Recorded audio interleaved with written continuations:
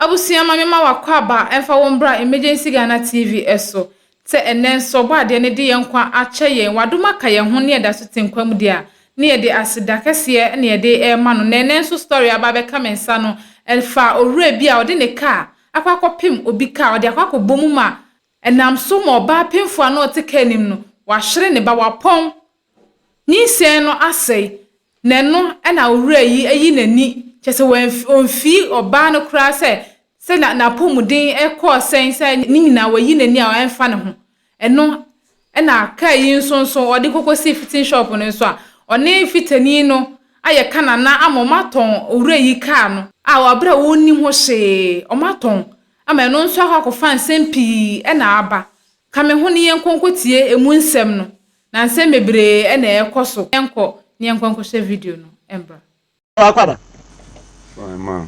What is saying? God, mpacha wudi no. Kofi Daniel. Kofi wo free hin na bae. Kofi konongo dumasi. Konongo odumasi. Ya chia konongo fo. Ya chia obi ya wa konongo odumasi. Yeah. Me bacha kofi di asam na asi. Yo, mpacha migration bi na de bo migration. Migration. Just a police for any police for any soldier for migration for fire for get some hon some there. Get somebody am hon some there. Chese ya ma ke de enim se binum ye soro abofo. Say ya maha ye nim sia. Timo de ke ye kansemfo kra. Ka ye yibu frim. Ka ye binum ne ye beka se ye nimu mranti. Okay. Ntima. Ade bo me ka ni mu no. Na ye se de ne be court. Na ye se obe ka. What the bo ka ni mu wo hin? Odumasi Nzonko Junction. Odumasi Nzonko Junction. Migration ni no your friend is saying. Amoako. Ya na mi bo mu dia na ya. Mo dwuman. Eni kwa se fin mo ye nipa de. But I was say mo ye mo mototo ebinom mototo mo nuama yi. Sami ankane na me ya nuama nkwase asam na me ya. Enne me se bi to mo ni mu nti no. But change it is a what you want to do domanim. Now was soon by be. Now was so one sisa. Now one casabia wire one. What I can boo pie free animal quayendi. When you the Santa Renebe Shy, so send your master some mean I mean near den do net. Then you may do a while. Send now catch them some in Yamin. But I never tell me. I don't know much tari we are that I can't don't come copy some when your sister yes. What to be your son, your man.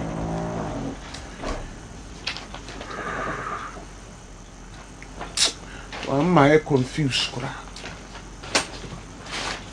But I was your friend say Amuakon, Justice Amuakon.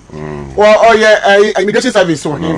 Kono. Kono. Share you more. It's your call, I have and yes, so we dear no problem. And you will not sing crowd. A day, about 200 town. About Obey. I'm not December. December, no, the book anymore. To the boom at the buy no say, the neck of court no so obey. And I'm penning for so obey, Diane. Minko frame if it any more way. Nabi Biane and check fit any buy no. Or so baby be 60 million. No, so fit any. Meme fit any buy so begi 60. Dear car. Mattis. Toyota Mattis. Okay. Mattis. Mattis. Okay. And get 20 bino. Okay. Na oye say obeji 60 million or say ne boy dinti or no be man fita no ababehwe good am say me dem da so ahwe me kana ma minti o man fita ne buy on be fa ko fita ni say car no mo ya enye ho no na me buy na me ka che o say car no ye na enye ya me pese e be twen ni bibia nto de ma me 150 million say na me to kana de yeah oni fita ni ka che me say 150 million de o munya say no mo kasa enne ya ade che na me koya na Oma cotton cano. Why not cotton cano? When if it any no macono. Why? And so cano ye be you. One in it transit Casaya Sana. Make one can say me people in no good demos is here. One can be beyond Jemmy who and say Cacani ho. No, Minanti, Amuakune Numasem. Minanti, let's say it, Papa, Ubejina, and Pesa Adiano. Farmer no near farmer no because I'm distracted me. Intima oti. Moba mo famra pre ko. Le bia adentra. Intima oton ka no ka ni bi si fitemu o me hu se ka ni bi so me ka na bi. Ba ta se chase o mo de boa chase isu abuna na o se ka we no de manam ka se ka we die. Mempe oni mi husu a ni fitani nya na se masa ka we die. Mempe ka we. Ani fitani ka nya se me o sa ka na no mbe de. Ombe ma na se enye hwe mbe ya ma me musisi. Ma twa kwan wo ho na me ko si adi no ma ka chense me ka no stay now fitani nya you. Na me ka no kwa wa ton no se ono ton ka na me se an wa ton ka na ko to fufu onye ma me nso a ba ya Baba to obi de condemn si fita kro na oton me ka na na fitani no ka kire wo se minti oni ni fitani no me ka te fitani ni se me mpe ka oni fitani nya se me po sa ka na okay so because it's our immigration service inti ana se nya hwe odo me ya ma me da se ka na ye ya metimi kwada ya adwuma se eno na me de ma adwuma onye ma me ma twena me ko si adi no na si adi ni ka che me se me nkobọ ompani amane o immigration office me nkobọ na mane no na wa esa o ye bibi o meka si bia na ko ene efe ni nyina transfer ni no ko de panyini no ho ko ne pen no ne panyini ni sesei ne panyini say amo akose o ma me 1 month any 2 weeks me bana wa wi me kan okay me ko ye stay now onye na masa na ka che me say de ono no wa bre no timi kan asem bi nti bebe am bese me de ne ko bia no me fa ne ko good ana saka chense me ka no akoton no se wi no akoton se me ka se me mpa no ma akono ye ne den masa so kansa na ngwa se ka medical ka kire no se me mpenzo so tinchia fa no ma no de me na me se no na be ma me sisi no ma me so sam ne o shebere na ma sisi ma me so a o di cosplay ka no na wo ne hwan na timu a yes a what me wife na team Mami fo akonya ni pini ha na ba bia wo tene dia ya ba cho saro no munya ma wa ba cho Acha fo aha ye Agyapa TV ya pa cho ba bia wo bia no bo ho modin ye sua de sabi nyansa eni ba akofo etirim yesra mo adum bi kekewu ti ya na mo nsoso no mo wo fie ne bi wa na mo so mo akire mo adwene Mamba jo. Nti na me wife na me na etim. Kasagu ade ni mo ho. Me ni na etim. Nti boy man, ti nche enkan kwan ani sabe hwe. Kuma se kwa o me side no bo me bad me de. Bibi anya bad me wife na ni try. No kwa no afofo mu just atu no ka ni mo a. Mami, o te ka ni mo ni dia na hu ni ye. Pa cho de mi hu ya ne se o de ka na bebom to o de bebom no. Ena miti kobo kan so na ma say try nti at once me hu bibia bium enti mani so tem na me da doctor de mi hu ye no mani so tem na me da doctor Ada na wonye me pa chan ya no we say ya ni ati na sabi me ka bibia binum peso mu chese ase no sa me say ye papa Lawrence so that ase angaga na fo hia no Sala kana for yeti. Enipa ne betimi ya yade bi. Wotasi busa wo ho se eti Ghana ha no sabi law eni ha na. Eso law Ghana. Because of your immigration service, migration officer. Enya za. Ya de beto boko amo be dia esasa wo level no edru. Ya yo go school sa Mini year from 4, by 40 years, in 40 something years. The two of me now, what I will. You don't know who baby I will love with Drew. Because Sabi, young son in him, dear young upon what they check. Yes, upon my eye. The bedroom may be no parliament on the mono, me can't say yes to Christ, and when I'm said, Yabama Yania, ya catchy muchi, and answer can and now the cat. Ye wo fie nyansa ni bi ebekwa akofrem wo ho. I'm telling you. Na Ghana ya bobo ya se ye. Ukwo China omuka mo mkrom kasa. Me pa cho mo apostle. Me pa cho apostle me no nkasa. One ayina mo akona kasa. Abro menena kasa. Aha wase say. Menene kasa ide o kan na se o gina car no ho sesi akora. Car ya. Car na oye no. O gina ho sesi ya oye. Eti osre se oguso amedi onim de entia odi aba. Jewere menena nko akiri menim se ya ba. Fra ma ya ni papa ya pa chawo. Fra ne ma ya. Me say another me pacho o ka sa dodo another ye be hunu ba bia e dey fire service for a police for dey be dey ko but ye be hu ba bia e dey fire for any immigration for ba bia o musu ye dey wo mu ko a emra no eye adwuma. You are going to know all this today. Hello. Hello. Yeah, officer. Mpacho, good morning. But good afternoon. Good afternoon. Good afternoon. Thank you. Mr. Amwakon, where the one need you? My Agyapa TV. Branty be a friend of Daniel. Abraham say, what say the car? Sabi. Wow, what the work officer, Mr. Wadawro. Wow, what the work? Aqua car no. Ama what on one car. Pacho go. That can for me. I'm mature asemono. Pacho when you I am the producer, the program manager and the frewo.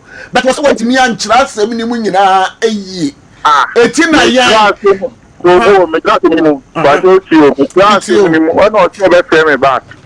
My family. I'm frewo no. Back in back no amuni yegina no na bacho na den na wani die mu ofa wa say wo bi ka na wa wo de wo pa ka na na me menti ase me say my family pe o san ka say me de me pe wo hanom eti na wo de wo ka na me ka no dia wo ka na bi di so wo de pacho who produce say the offer no me ka say nye me pe into ambition 1 or 2 ani bisa me pe me kwa me no peso ho no se me ntia se oni fitani no se chinchia inte yo mu nipa na ba e na ni nipa me say na mokoye mutu ma amako en uti o ka che me se kawe na mutoma no man kan che me pe na no fitani no ka che me se me pe o me pe no na me de be mame kanya me so no pe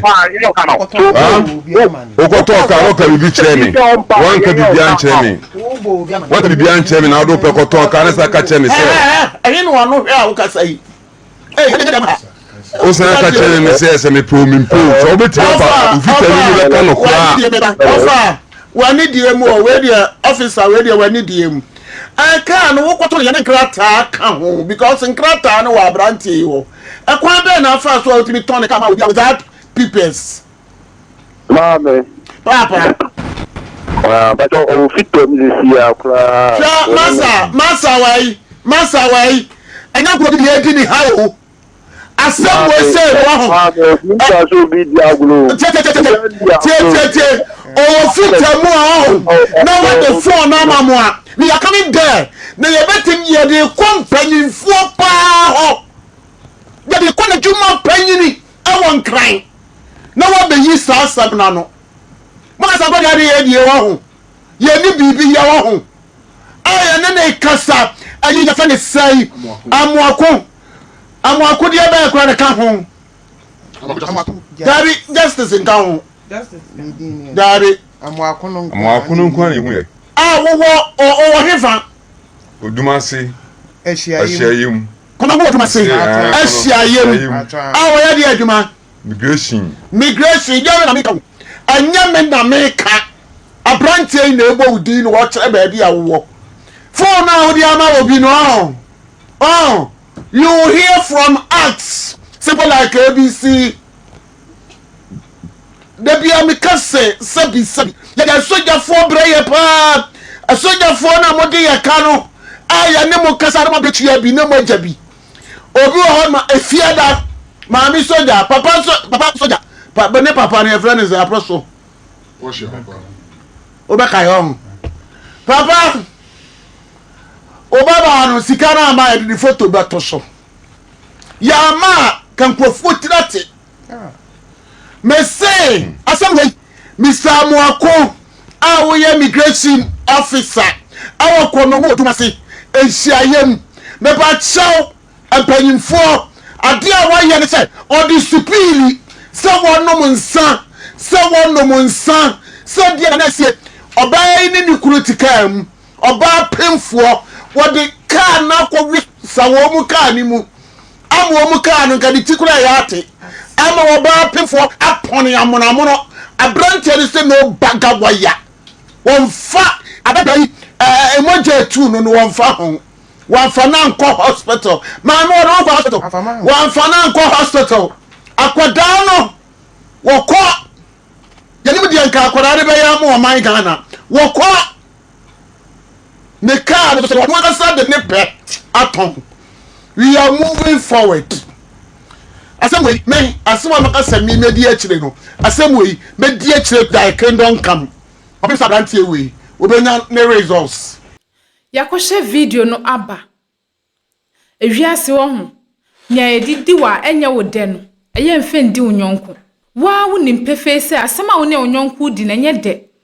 ono anim se edidi na enye ne de nso be koso a de di nipa no odi nipa ne be fo yaw mu na afa nipa na akwakoye de akwakoye nipa bonini ode o ka akwakobo obi diem ama enam so ma ne yire ninyi sen asei wanfi nyi sen se ayo ekosi sen se oba na pomuden ti sen ninyina wo yi wani wanfi afa nso ne ka na ewo se osiesie na ade de man na eno so woni fitani na ye kana na ama ma ton ka no okoka ya eno nso wanya asem afi alomi ka bi esi hono na mo pesa mo de ma no wati asese munsiesie no enfama ne nso eno nso akwa ne ma nso twen aden na Ghana ye pensisie sa ye bibifo aden na esum ewo ye trim ye di obi boni a ye ndwen ho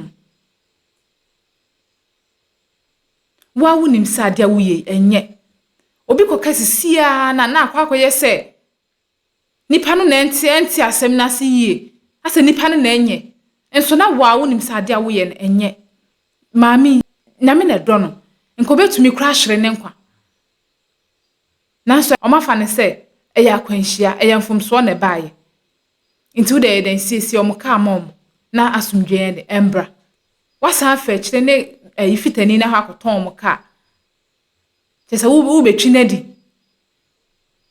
eya se obia na de asem kɔ ne so obia na etwi ne di obia na yetumi sisi no eno nti wo besisi no afa ho adi esan se wo ye immigration ni nti oya wasede a na ye de ye atu ye na asumdwe aba nti moni nda hono na tu ho anamo na nkonkofa ntokwa bia na mentime ho ase bia emma abusua ye ntu ye hofo na se ye kosa situation we bi mu a ye nkonkoma ye ni nti ne ye nkonkotwe obi ni na ma nipa ne fa yawo enka no mensem bi engu ya brabo so abusua ema remfi like video no na share na subscribe FM me na bibia ntimi ntoto na akwem na afi drop your comments no wo comment section honum se ne be ya yenyina ye beche adisuade a wo sa story we mu abusua musonfo na akosia me na mje madwa na mde dwumade ba wa akwem ahada so ay emergency Ghana TV dasene ye besanso ehye abusua akram. Have you ever tried to buy something online only to get scammed, or have the seller waste your time? Or maybe you're a seller who spends hours preparing an order only for the buyer to cancel last minute?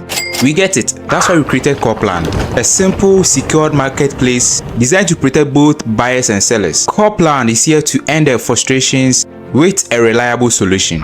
Our team noticed that a lot of people are either being scammed or losing valuable time and resources due to unregulated marketplace practices. So we built Copland to tackle this problem. So Copland uses a secure payment method known as escrow, which keeps payment safe until both the buyers and the sellers are satisfied with the transaction. Here is how it works. When a buyer orders an item, the payment is held securely, meaning the seller doesn't get paid until the item is successfully delivered. The seller is notified and can accept or decline the order. If accepted, they reach out to arrange the delivery. Once the item is delivered, the seller marks it as delivered. So from there, the buyer has 48 hours to confirm they are happy with the product or to request a revision if there is any issue. When the buyer is satisfied, they accept the order and the funds are therefore released to the seller. If no action is taken within 48 hours, the order is automatically marked complete and the seller will be paid. Copland is here to build trust in online buying and selling. With our escrow system, both buyers and sellers can feel secured, knowing their time and money are protected. So why not try Copland for your next online transaction? Visit us at www.copland.coplandtechnologies.com.